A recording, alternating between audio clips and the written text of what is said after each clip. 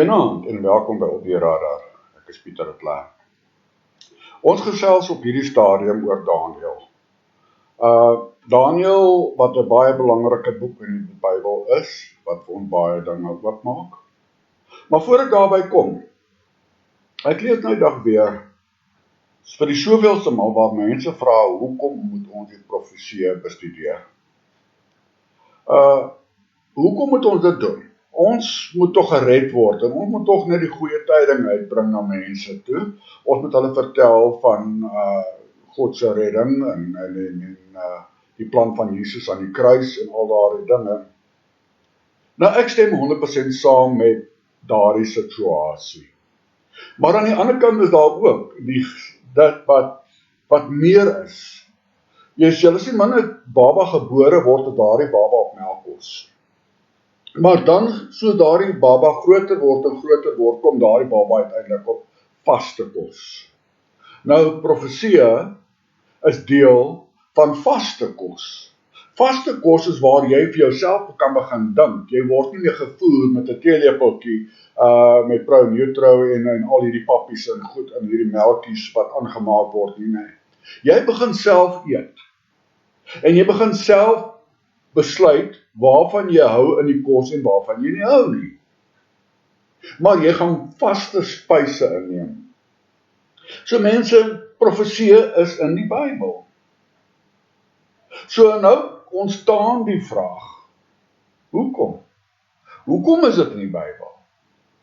Het God dan nou maar net gegaan en maar net vir ons 'n klomp inligting mee toegegooi? Hoekom het hy dan maar net die saligheid gedeelte vir ons in die Bybel gesit nie? Waarom? En dit is hierdie ding wat my 'n bietjie bekommerd maak. Bekommerd in die opsig dat ons wil net die maklike dinge in die lewe hê. Dan gaan dinge verkeerd in ons lewe. En ons het nie 'n vaste rots om op te staan nie, want ons verstaan nie die rots nie. So is dit nou, my vraag is dood eenvoudig. Is dit ons reg om te besluit wat vir ons nuttig is? Of is ons as kinders van God onder hom dat hy besluit wat is nuttig vir ons? Ek gaan kyk so 'n bietjie, voor ek nou begin met Daniel, wil ek net hierdie ding weer uitklaar. Kyk ons na 2 Petrus 1 vers 19. Daar sê dit, ons het die profetiese woord, wat baie vas is, waarop julle tog moet ag gee, soos 'n lamp wat in die donker plek skyn, totdat die dag aanbreek en die môrester opgaan in julle harte. Goed, wat sê hy hierso? Die profetiese woord is vas, julle moet ag gee daarop. Nou, hoekom doen ons dit nie? Nou ja, kom ons kyk net, ek wil net die volgende stelling maak. Net die Bybel alleenlik, in sy totaliteit, in sy geheel, is die geopenbare woord van God. Nie gedeeltetjies nie. Nie Paulus se geskrifte alleen nie. Nie die 4 evangelies alleen nie. Die hele Bybel. Wel, dit is wat daar staan. As die geopenbaarde woord van God. Kyk ons na 2 Timoteus 3:16. Die hele skrif is deur God ingegee. Nou letterlik beteken dit deur God uitgeasem, deur sy Heilige Gees. Dit is nuttig tot lering, tot weerlegging, tot teregwysing, tot onderwysing in die geregtigheid. Nou net hier 2 Timoteus 3:16 is natuurlik heeltemal 'n lering op sy eie. Dit is te doen om hierdie ding van wat ek noem die mag nie oordeel brigade te weerspreek en te weerlê. 2 Petrus 1:21 sê, want geen profesie is ooit deur die wil van 'n mens voortgebring nie, maar deur die Heilige Gees gedrywe, het die heilige mense van God gespreek. Dat deur heilige mense God gespreek, né? Maar deur die Heilige Gees gedrewe. Nou, hoekom sal dit gebeur? Hoekom sal die Heilige Gees hierdie dinge doen? As ons dan nou voel, dit is nie vir ons nodig nie. 1 Timoteus 2:13. Daarom dank ons God ook sonder ophou, dat toe julle die woord van God ontvang het, wat deur ons verkondig is, julle dit aangeneem het, nie as die woord van die mens nie, maar soos dit waarlik is, as die woord van God, wat ook werk in julle wat glo. Jy verstaan julle, daar die hele woord. En dan gaan ek maar net afsluit op hierdie stukkie op Openbaring. Openbaring 22 sê, want ek getuig aan elkeen wat die woorde van die profesie van hierdie boek hoor. As iemand by hierdie dinge byvoeg, dan sal God oor hom die pla byvoeg waarin in hierdie boek geskrywe is. Met ander woorde, moenie byvoeg nie, moenie wegneem nie. Het julle geweet dat Openbaring is die enigste boek in die hele Bybel waar daar spesifiek 'n seën uitgespreek word vir mense wat Openbaring bestudeer? Het julle dit geweet? Nou, vir my is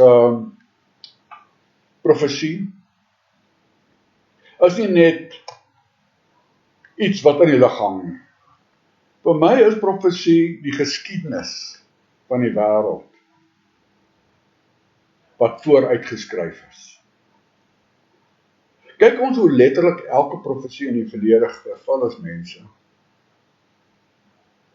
Alles is vervul wat moet vervul gewees het. Teen alle logika, menslike logika in, want dit is onmoontlik vir die mens om hierdie dinge te kon gedoen het.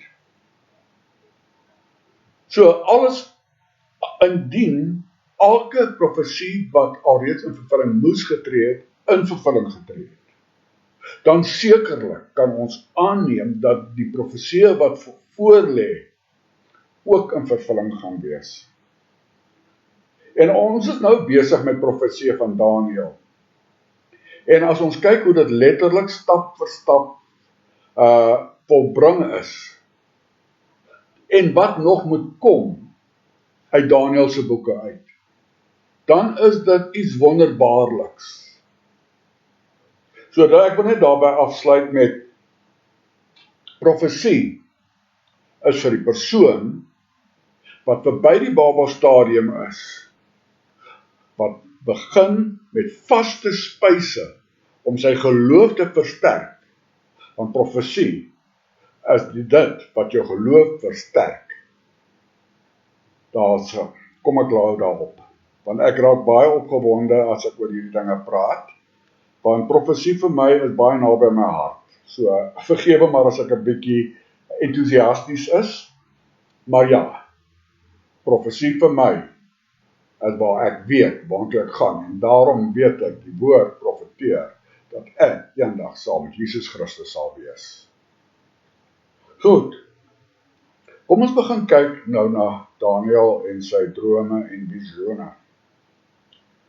Nou, Daniel het visioene gehad wat afsonderlik was van die Nebukadneser. Ek gaan nou daarby kom, maar ek wil net sê, daar is twee verskillende fasette, hoor. In die eerste jaar van Belshazzar, koning van Babylon, het Daniel 'n gesig gehad en wat hy toe neergeskryf het. Nou, dit is wat ons nou met begin behandel, en dit gaan so 'n paar uitsendings moontlik neem, want daar is baie interessante, sappige stukkies daarin, wat ek met julle wil deel. Ek gaan ook nog later 'n bietjie gesels oor iets wat baie min mense van bewus is. En dit is die 40 jaar weke wat oor Israel as straf uitgespreek is. En soos ek van 'n vorige uitsending net hierop weggenoem het, en dit gaan ek later bespreek, maar ek noem dit net hierso. Daar is 40 jaar weke uitgespreek oor Israel, 39 van hulle is volbring, is klaar, is in die verlede, letterlik in vervulling getree, net soos die woord beskryf het, en daar is 1 jaarweek oor, en hierdie jaarweek is waaroor Openbaring gaan. Dit is waaroor die hele boek Openbaring gaan, is gefokus op die 1 jaarweek.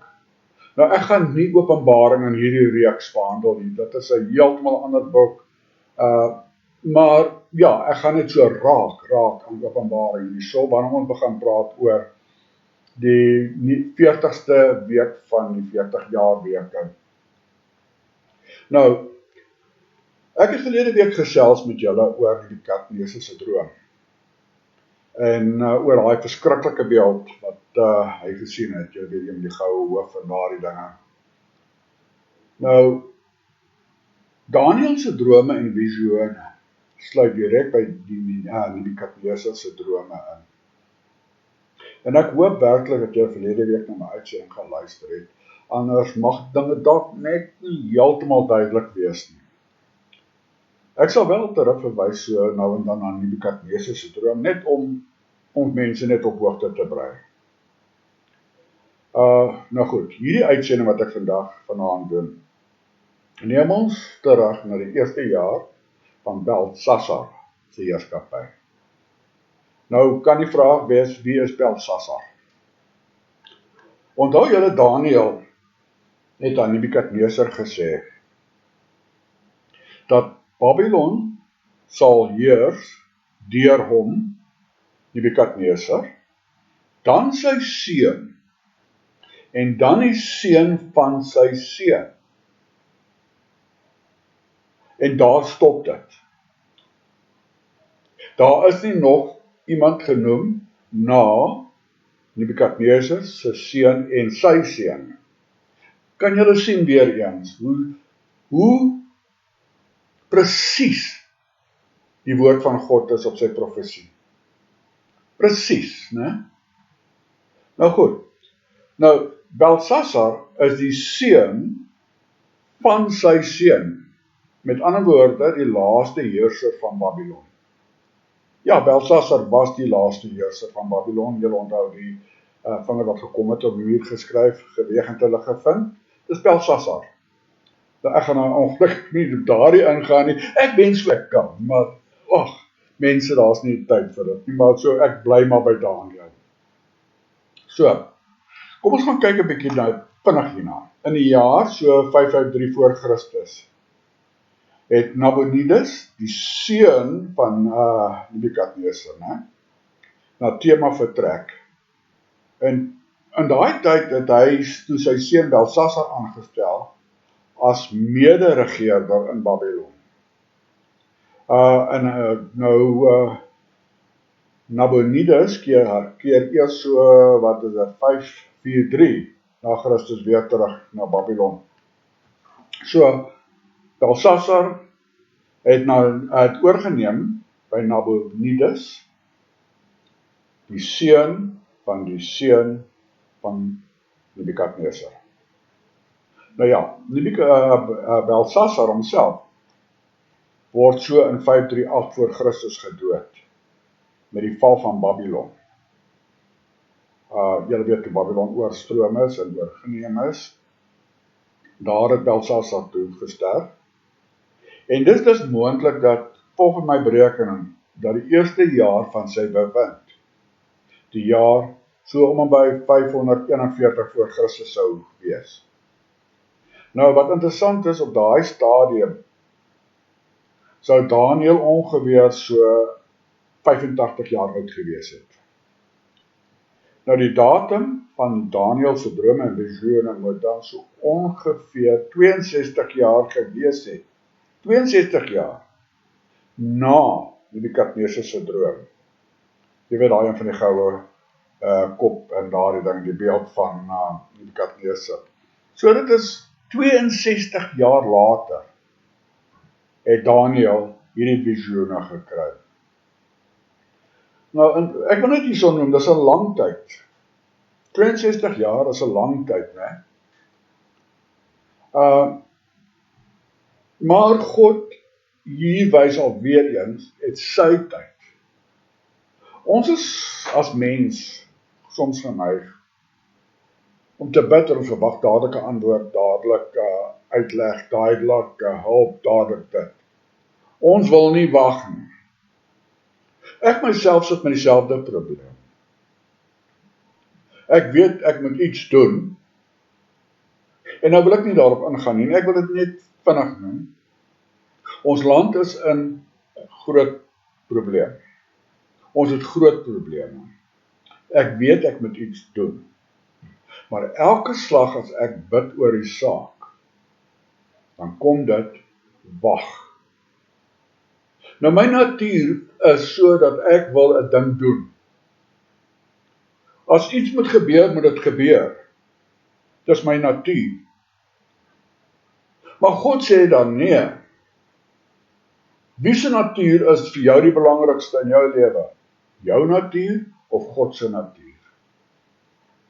So ja, ek baie keer sê ek vir God, wanneer? Wanneer? Geef my aanduiding, dat sy wag.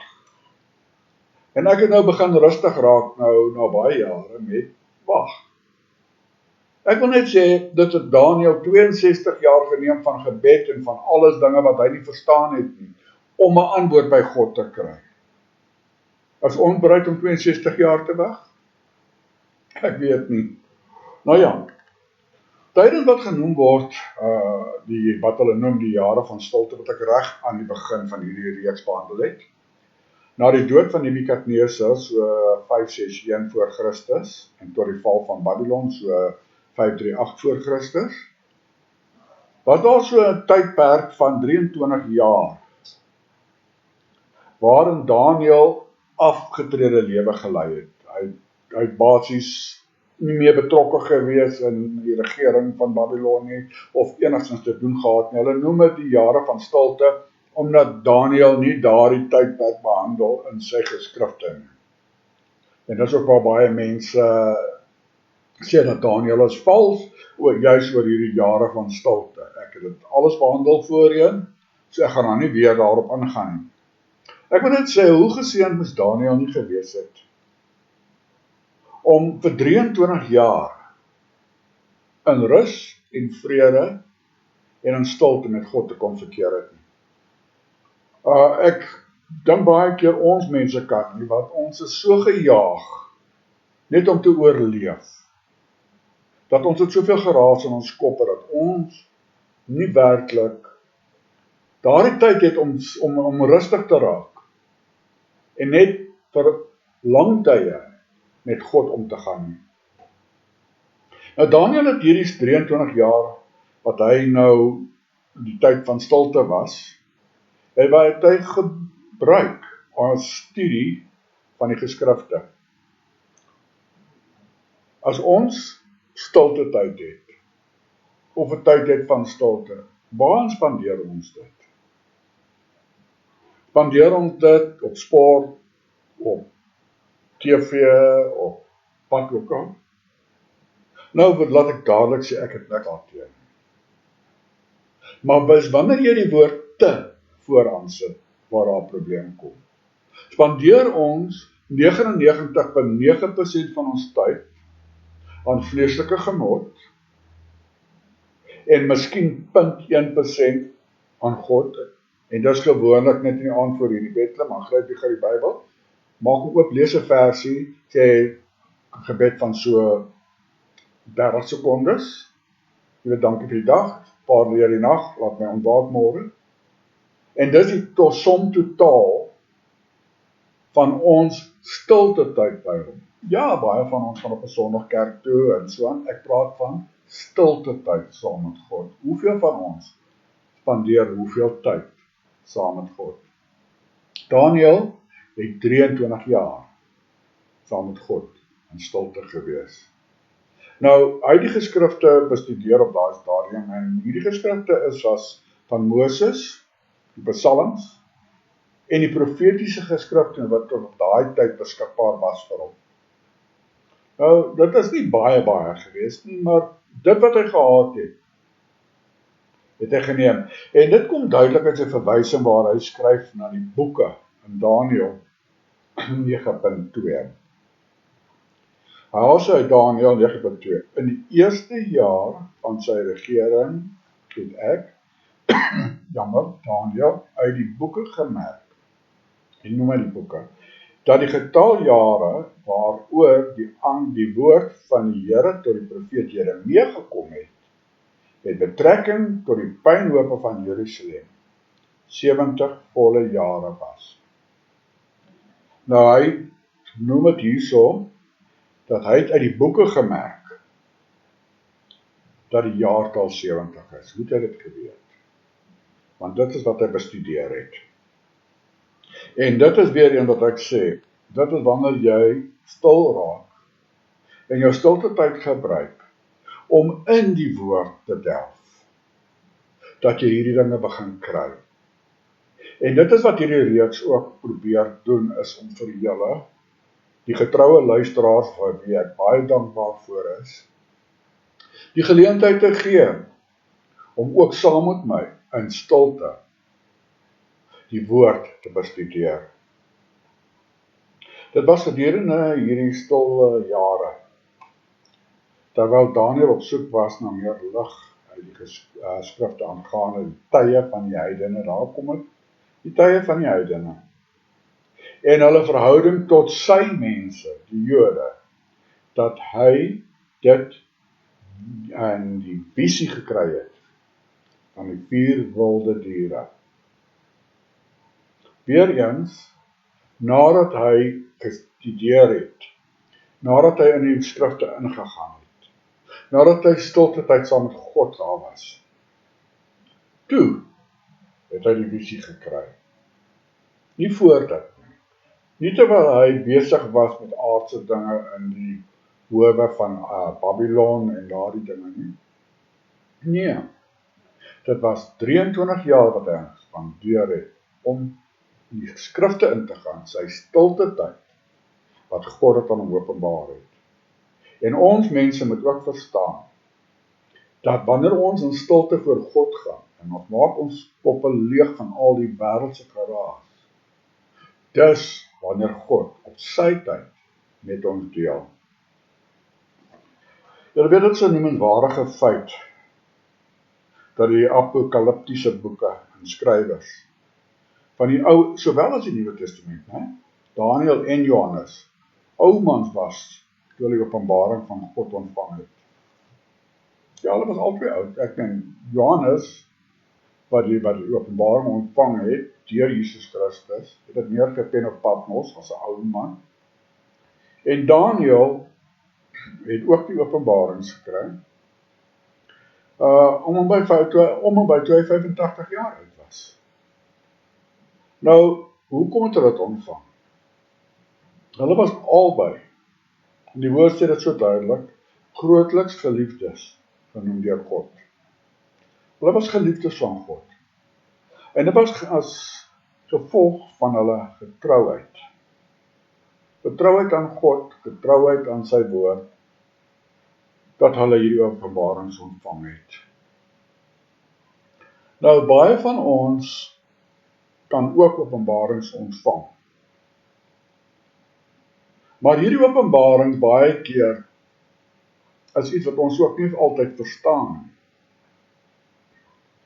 Want God werk deur sy Heilige Gees, deur ons gees. En ons gees dan na ons siel toe.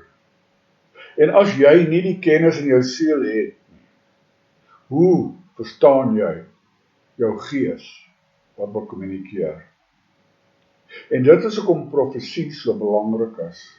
Dit gee jou die inligting in jou vlees, in jou siel, waar jou gees dan kontak het, waar die Heilige Gees kan deurwerk.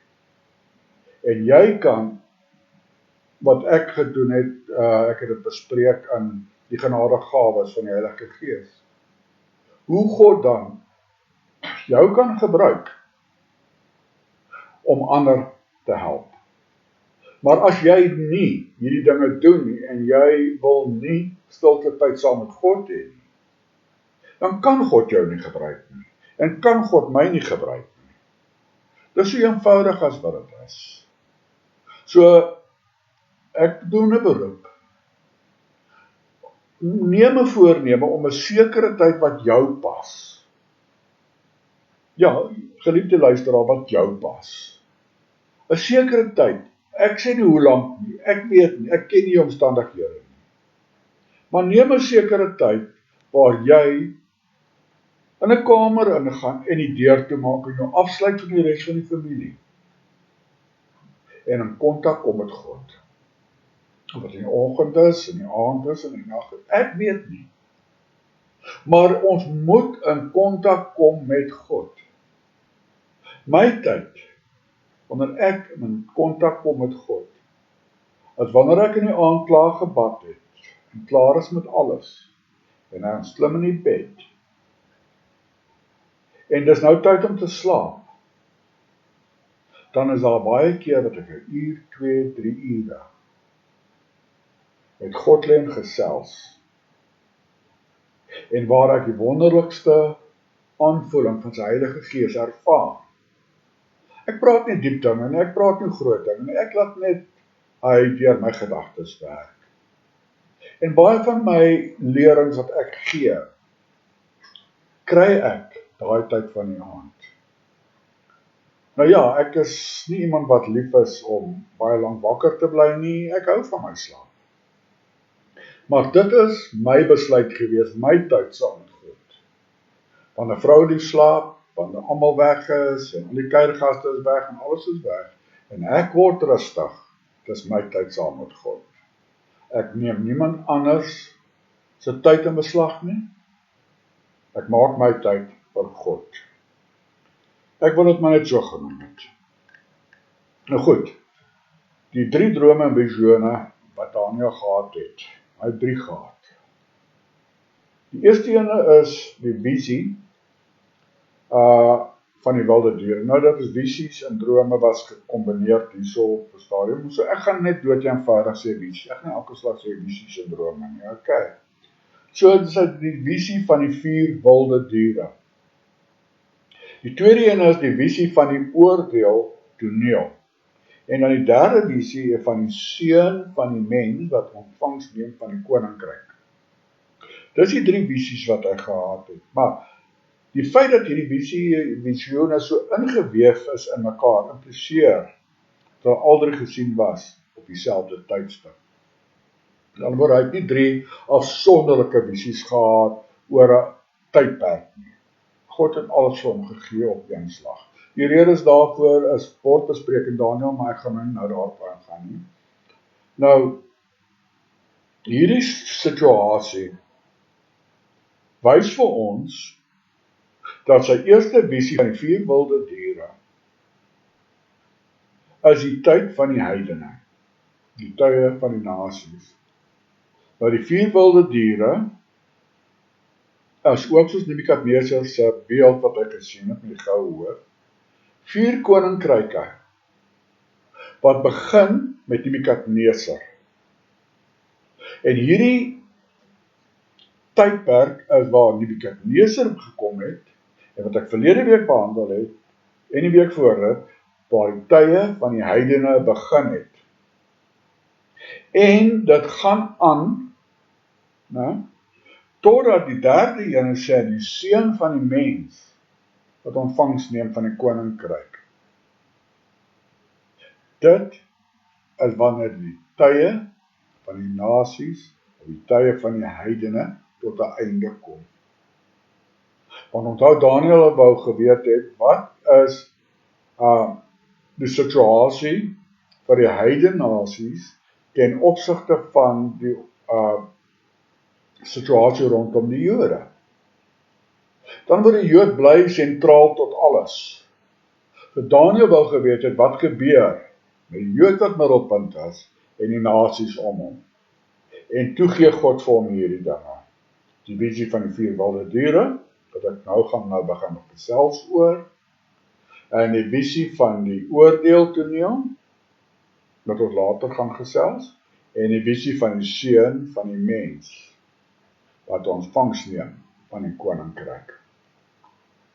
Baie interessant.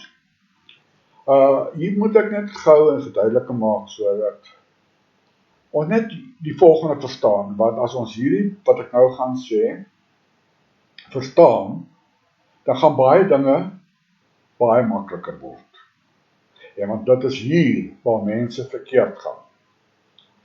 En dan word Daniel en Openbaring 'n boek wat klink of het verskriklike boeke wat niemand kan verstaan. So dit is maar net weer eens dood eenvoudig. Ons moet 'n raamwerk daarstel. Hoe om dit te verstaan. So, om te verstaan hoe hierdie dinge werk, is hierdie drome en visione in Daniël is simboliek. Dit word simbolies geïnterpreteer. Net soos die beeld van Nebukadneser simbolies is. Maar wat ons baie in gedagte moet hou, is die Bybel is 'n besonderse boek. Dat die Bybel homself verklaar homself. Jy kry iets op een deel van die Bybel, wat nie geopenbaar as net iets is, maar op 'n ander plek verduidelik hy wat dit beteken. En dit is hoekom jy in die woord moet studeer, sodat jy die inligting kan kry in jou siel. En dan daai inligting afsak na jou hart toe, naamlik jou gees toe. Dis simboliek. En wanneer die woord simboliek gebruik, verklaar hy daai simboliek op 'n ander plek. En dit is wat die Bybel so besonders maak. Hy verklaar homself, want die Bybel kan nie elke slag alles van vooraf verduidelik nie. En God het ons die verstand gegee om dit te kan uitwerk. Maar hy het vir ons die uitleg gegee, ons moet dit gaan soek. Soek en julle sal vind, sê die woord. Nou goed, die eerste visie van die 4 wilde diere. Nou, Daniël 7:2 sê die volgende. Daniël het gespreek en gesê, ek het in die nag in my gesig gesien, en kyk, die 4 winde van die hemel het die groot see in beroering gebring. En 4 groot diere het uit die see opgeklim, die een verskillend van die ander. Nou in hierdie vanaf vers 2, en ek gaan dit herhaal. Daniël het gespreek en gesê, ek het in die nag in my gesig gesien, en kyk, die 4 winde van die hemel het die groot see in beroering gebring. Wat bedoel Daniël hiermee? Wat as ons begin kyk na die woord? Wat sê die woord? En dit is wat ek vir julle wil begin uitlê. Die toneel van hierdie visie. Sê hy, die groot see. Nou, die groot see is 'n belangrike stelling. Dat plaas vir ons dit op 'n spesifieke plek. In die Ou Testament word die term groot see, in die Ou Testament, gebruik die Middellandse See. So, in die Bybel, as hulle praat van die groot see, is dit die Middellandse See. So dit bepaal vir ons die geografiese posisie van die nasies wat simbolies uitgebeeld word in die 4 wilde diere. So dit is om daai streek, die Middellandse See, waar hierdie toneel afspeel. Nou, ek wil net graag noem dat die Babyloniese en Mede-Persië was nie direk geleë langs die Middellandse See nie. Jy weet, dit is alles hierdie dinge wat die kritici probeer om God se woord af te breek. Maar hulle verswyg sekere dinge of hulle verdraai die woord. So ek wil net reguit sê, ek is nie bang om hierdie dinge aan te spreek nie. Want om hierdie dinge aan te spreek, wys vir my net een ding, dat jy kan nie die woord met jou verstand uitredeneer nie. Dat moet deur die Heilige Gees uitgeredeneer word. So, ja, die Babyloniese en die Mede-Persiese ryke was nie langs die Middellandse See nie. Jy weet, die Griekse en die Romeinse lande was en is wel langs Middellandse See, maar nie die ander twee nie. Maar hulle was wel groter gesien as dieselfde, want as oorwinnaars onder mekaar en oor mekaar was hulle nou verbind, want hierdie vier ryke was gedurig in konflik, die een na die ander met mekaar, en soos die een die ander verswelg het, so het hierdie lande basies as 'n eenheid gevorm. Net soos in Suid-Afrika, né? As jy praat van Suid-Afrika, kom ons vat, wat sal ons noem, Vrystaat, Gauteng, hulle is nie langs die see nie, maar is hulle deel van Suid-Afrika. So, as jy praat van hulle is op die kus van Suid-Afrika, wat gaan jy nou sê, is Gauteng dan nie deel van Suid-Afrika nie? Hulle is 'n eenheid, is hulle deel van Suid-Afrika. So net dieselfde hierso, dat die twee lande wat nie langs die Mediterraanse See is nie, Middellandse See jammer, is nie, is wel baie nou verbind as eenheid met die ander. So ja, daar gaan nog vir my kritisie teen die boek Deel, die drein af. Nou, kom ons gaan kyk verder. In die, wat hulle noem die vier winde van die hemel, wat die groot see in beroering bring. Nou, in daardie sin vind ons die simboliek van onrus en geweld onder die nasies. Weereens, kom ons kyk na die see opklim. Ek gebruik verskillende gedeeltetjies van daai teks, né? Simboliseer die Bybel dit as nasies. In Openbaring 17:15 sê ek en hy sê vir my. En nou dit is natuurlik nou Jesus wat dit aan Johannes openbaar. Die waters wat jy gesien het, waar die hoere op sit, is volke en menigtes van nasies en tale. Dan sê Jesaja 17:12, wee die gedruis en gebruis van baie volke, soos die gebruis van die see, so bruis hulle, en die gebruis van nasies, soos die gedruis van die geweldige waters, so maak hulle gedruis. Dan sê Jesaja vers 13, nasies maak gedruis, soos die gedruis van baie waters, maar hy met hoofletter H, dreig hulle, en hulle vlug ver weg. Nou, hoekom quoteer ek hierdie tekste? Om vir julle te wys, dat ek het nou dalk baie ander, maar ek het net een uit Openbaring gevat, wat Nuwe Testament is, en een uit die Ou Testament, Jesaja. Waar waters word gesien as nasies. So, dis die simboliek waarvan ek praat en waarvan ek gesê het, wanneer God iets gebruik in 'n sin, dan is die uitleg van dit op 'n ander plek. En hierso het ek nou vir julle gewys, net so op 2 voorbeelde. Maar wat ook interessant is, né? Ons weet tog self dat die see kan nie onstuimig word op homself.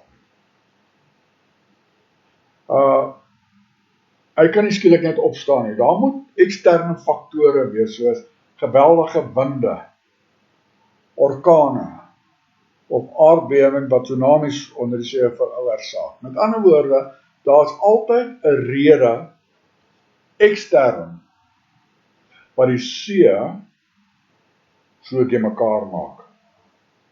Maar dat die invloede wat dit doen in ons eie lewe, is nie gewoonlik van binne nie, maar is ekstern. Jy weet, jy word afgedank by die werk, jy word beroof, jou lewe word omgekrap, nooit van binne af buite toe nie, maar van buite af binne toe.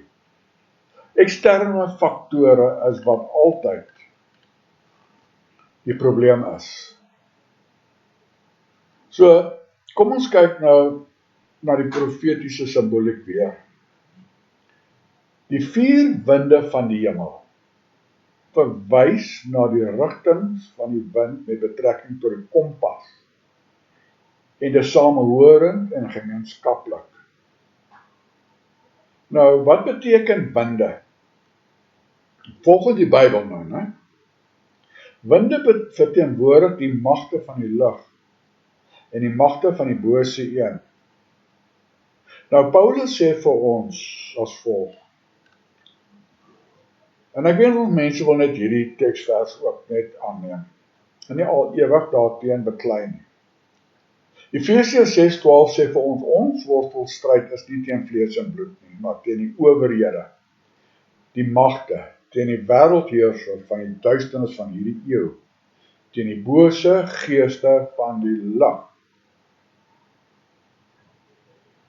Nou, weer wil ek net hierso vinnig sê, dis ook wat nou op die oomblik in Suid-Afrika gebeur. Ons stryd in Suid-Afrika is nie teen die persone nie, maar dit wat die persone dryf. Daar dryf, naamlik voorvadergeeste. Ons stryd hierso is 'n geestelike stryd tussen ons God en die Afrika God. Ek sê nou baie gevaarlike ding, maar ek moet dit sê. Ons moet terugkom na die woord toe en besef, ons het 'n doel in Suid-Afrika gehad. Ek is nie meer so seker of ons dit nog het nie. Want ons kom in die valse dinge en ons vergeet Efesiërs 6:12. Ons is geensins meer in stryd op 'n geestelike wêreld teen die bose magte nie. Ons neem deel aan dit. Baie van ons gemeentes, baie van ons kerke neem deel aan dit. So ek wil nie te veel daarop ingaan nie. En dan ook wil ek net reguit sê, baie van ons mense kry swaar, want ons het die leerstelling van kerke aanvaar, dat as ons wedergebore is ons skoon, dat ons geen vyande meer nie, Jesus het gesterf aan die kruis, hy het vir ons sonde gesterwe, so ons het geen stryd meer nie. Nou ja, dit is nie wat die woord sê nie. Geensins nie. Hy sê ons stryd is, nie was nie, is. En baie van ons probleme vandag, is ons het geen idee, hoe om daai stryd te voer nie, want kerke het ons stil gemaak. Nou ek vaar teen geen denominasie hier uit nie. Geen sin nie. Geen sins nie. En ek het al daaroor gepraat. Maar wat God vir ons wys, is dat uit die verlede uit, tot vandag toe, wat is aan die gang? Die winde is bose geeste, en ons weet nie hoe om dit te hanteer nie. Het julle geweet, ek gaan nie nou daar, maar net geweet, dat aan jou eerste kerke, was bevryding eers toegepas op lidmate, voordat hulle toegelaat is as lidmate. Hoekom? Want hulle het Efesiërs 6:12 geken. Nou ek het hier aan geraak in die genadegawes van die Gees, dit was 'n reeks van so 6 uitsendings, so ek gaan nou nie weer daarop aan. Nou, kyk ons na Efesiërs dan sien ons duidelik dat 4 winde van die hemel werklik beteken. Nou, ek probeer om elke simboliek wat gebruik word, te beamoen met die woord, so kom ons, kyk wat dit sê, Openbaring. Kom ons kyk wat sê Openbaring 7:1. En na hierdie dinge het ek 4 engele op die 4 hoeke van die aarde sien staan. En hulle het die 4 winde van die aarde vasgehou, sodat geen wind sou waai op die aarde of op die see of teen enige boom nie. Nou, op 'n ander plek het ek dan nie daai teksversie son nie, laat hulle die 4 winde los. God laat die 4 winde los. En dit is die 4 bose magte, wat dan op die wêreld toeslaan in Openbaring. So hierdie sê duidelik dat engele hou, en dit is nou in Openbaring die laaste week, né? Maar ek probeer net vir julle wys, wie sê die Bybel is die winde. So, dit is niks anders as bose magte van die lig nie. En dit is wat mense Satan gebruik om onrus onder die nasies van die aarde te veroorsaak. Dit is demonies van aard. Dit is hoekom jou groot wêreldheersers is nie goeie mense nie. Nou, as teken van die afsluiting van hierdie genadedispensasie naby is. Nou, wat is die teken dat die eindtyd naby is? Ek weet nie wanneer dit is nie, mense, so ek maak geen tyd nie. Jesus het net gesê toe die disippels hom vra, wanneer en wat is die tekens? Dat ek sê, kyk hierna, en dan weet julle die tyd is naby. Nou as teken van die afsluiting van die genadedispensasie wat anders is as die tye van die heidene, is die hergeboorte van Israel. Nou die nasies om Israel kom al meer en meer in beroering en in opstand, want Satan weet sy tyd is min. En hy probeer met alle geweld wat hy het, om God se plan te sny. Maar kom ons kyk gou weer net hoe God in beheer is. En na hierdie dinge het ek die 4 engele op die 4 hoeke van die aarde sien staan.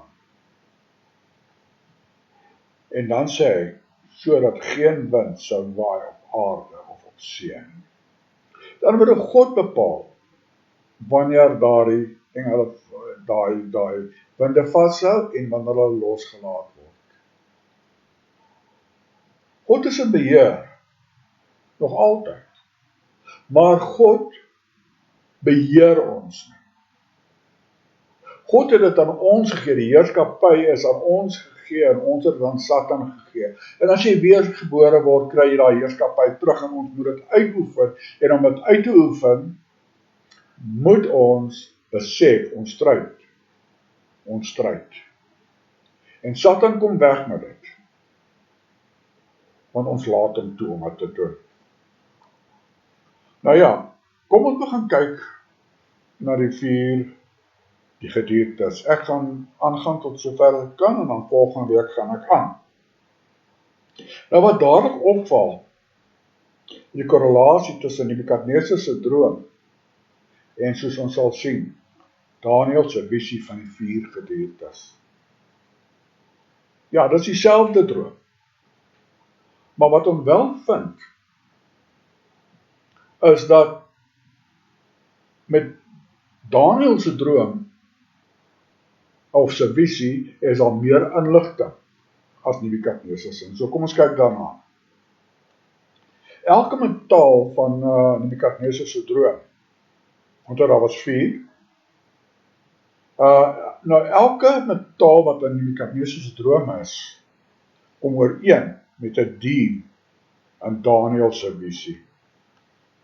Nou, ja, tereg kan dan nou gevra word, hoekom dink julle dat God het nodig geag om eintlik 'n herhaling van dieselfde droom te doen? Nou, baie mense vra dan nou, kan dit dalk wees dat Daniël sy drome opgemaak het? Jy weet, sommer net Nebukadneser se goed geneem het en toe 'n bietjie aanpassing gedoen het? Dis 'n goeie vraag. Ek skiet nie alles af nie. Dis 'n goeie vraag. Maar weer eens, mense, God is een voor. Hierdie twyfel wat mense probeer saai, het God al lankal uitgewerk. En dit weer redes gegee, hoekom dit nie kan wees. Met ander woorde, hy voorsien hierdie dinge lang voor die mens met sy nietige verstand probeer om God te uitdink, to outthinking. Jy kan nie. Jy weet, die antwoord kan ek maar sê, hoekom is dit nodig? Die antwoord is volgens my maar net doodgewoonig dat die mens en God sien nasies uit totaal ander oogpunte. Vir die mens sien hulle dit as 'n konsentrasie van rykdom, majesteit, krag, wat al hierdie dinge, vleeslike dinge, gesien soos die goue hoof van Nebukadnesar se beeld. Dis is die mens dat sien. God weer sien dit as die gedrag van wilde roofdiere. Né? God sien dit anderste. Dat God sien die nasies as wilde roofdiere wat gerig is op die verdelging en uitwissing van 'n ander. Hy sien hulle as die gediertes in karakter en handhawing van hulle oppergesag deur brute krag. Dis is God die nasies sien mense. Ons sien dit as ons is, mag ek die Engelse woord gebruik, we great. Né? Amper narcisties. Maar God kyk na die hart en wat sien hy? Wilde diere wat verslind. Kyk ons na ons eie land, wat sien ons? Die wreedheid. Is dit menslik? Is dit majesteit? Of is dit doodeenvoudig roofsugtige diere? Ek praat van karakter. Ek praat van karakter nou, nie van liggaamlik en vleeslik, ek praat karakter. Nee? Is dit hierdie dade wat gepleeg word, enigstens verbind aan ons God? Dit is maar die vraag wat julle moet antwoord. En dit is presies hoe God ons heiden nasies sien. Ek praat van nasies. Maar uit die nasies kry jy die situasie van redding. En dan verander jy van die koninkryk van die aarde na die koninkryk van die hemel. So God sien die nasies as wilde, roofsugtige diere. Nou, die leeu verorber, die beer vergruis, die luiperd bespring op sy slagoffer,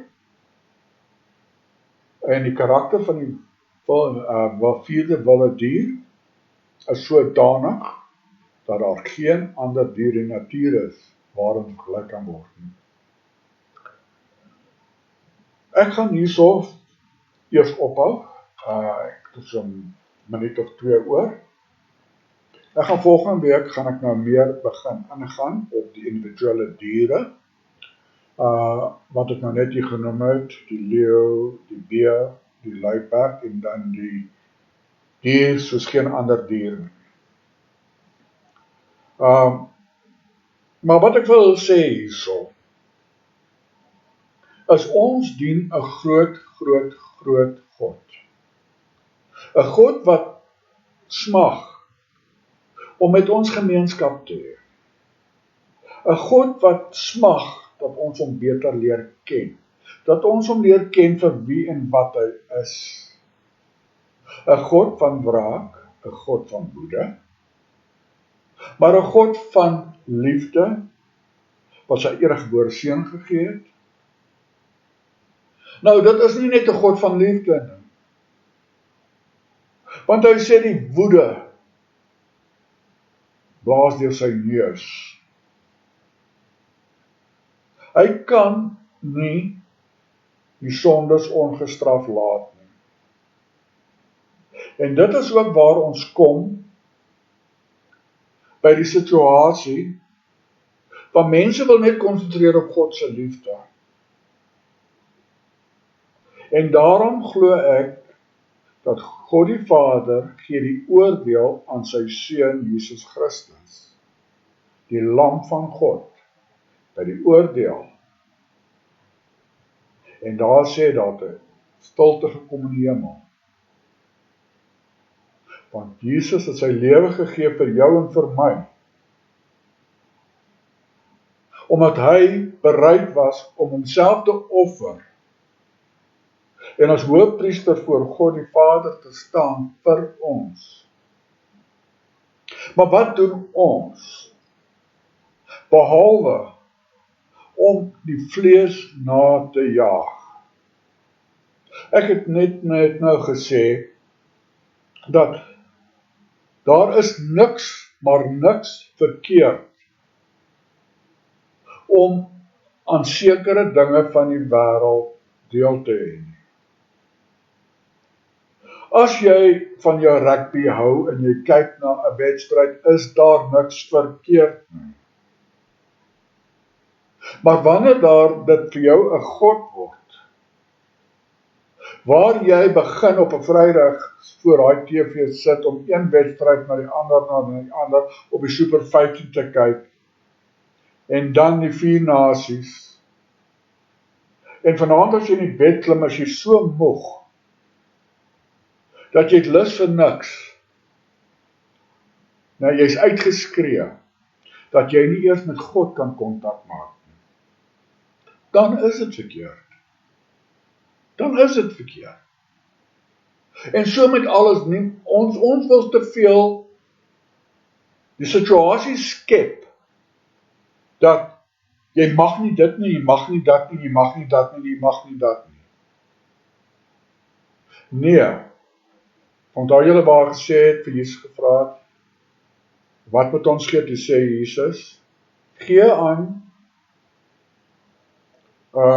die keiser wat hom toekom, en gee aan God wat hom toekom. Met ander woorde, jy moet 'n balans hê. Maar wat doen ons, as ek simboliek mag gebruik hierso, en ek is amper klaar? Wat doen ons? Vat ons dit wat God toekom,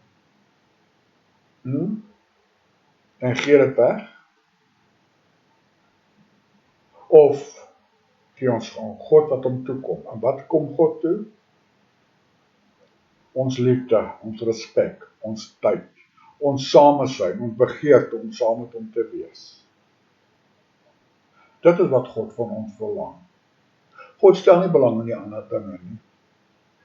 God stel belang in 'n persoonlike verhouding tussen hom en my en hom en jou.